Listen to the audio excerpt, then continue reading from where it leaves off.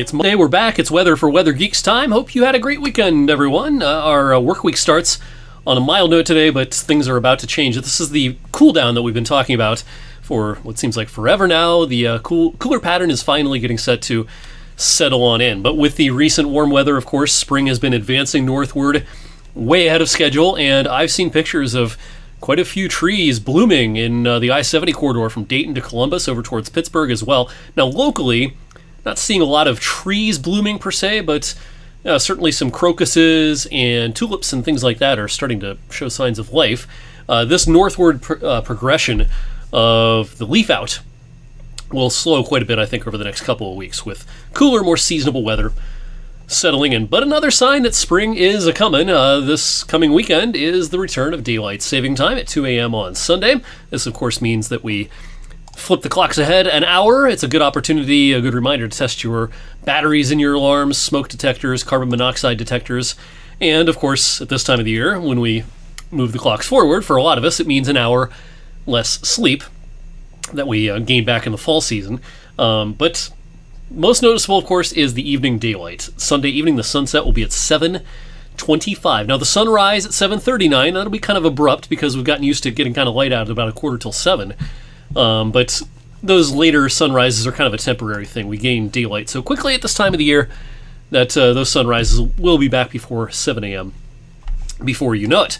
All right, we had a very spring-like day 1 year ago today. Now, last year at this time, we had not had many days that were ridiculously nice out just yet.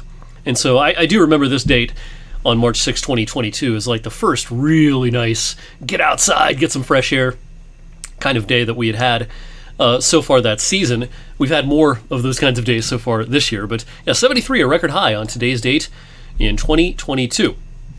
As of 7:12 this evening, a little bit of light rain trying to fall. A lot of this is not reaching the ground, but a little bit of it is. More substantial rain up over the lake.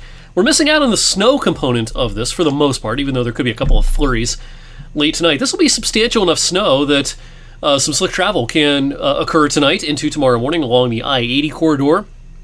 Once you're east of DuBois especially, over towards Bellefonte State College, Williamsport, Lock Haven, places like that.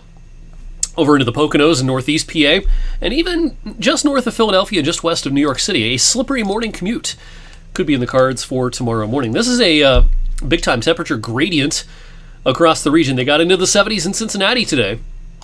We're at 42 locally at 7:13 this evening, and cooler air is on the way. A cold front is going to knock down our temperatures overnight, and they won't recover a whole lot tomorrow, despite a fair amount of afternoon sun. So most of us get wet this evening.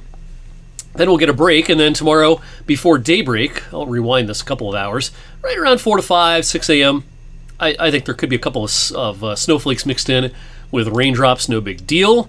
Everything will be a little bit damp at the start of the day tomorrow, but lots of improvement by tomorrow afternoon as drier air wins the battle. A full supply of sunshine tomorrow, and a mostly sunny sky in our forecast for Wednesday and for Thursday as well. We've got a quiet stretch of weather ahead over the next few days. Now, too many clouds to see the moon tonight. It's technically full tonight, but it'll be very close to full tomorrow night, and we'll have a crystal clear sky tomorrow night. A really nice space station flyby tomorrow night that I'll remind you of tomorrow evening.